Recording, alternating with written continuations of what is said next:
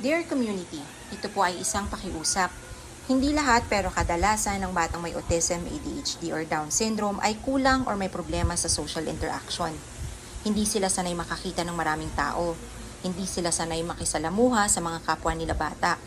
Naiingayan sila sa kapaligiran at mga sasakyan. Alam nating lahat na importante ang social interaction sa child development.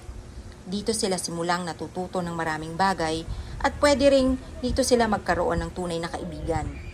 At ang simpleng payo ng aming developmental pediatrician ay ilabas ang bata para matutong makisalamuha at masanay sa mundo. Yun nga lang sa simula, ang kapalit nito ay posibleng meltdown na may kasamang paglulupasay sa sahig at pagpalahaw ng nakakaabalang iyak. Pikit mata at napakalalim ng buntong hininga sa aming mga special needs mom, pero kailangang gawin.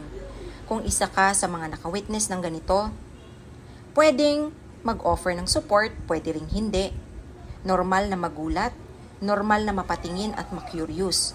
Pero wag naman po sanang magtagal at panuurin.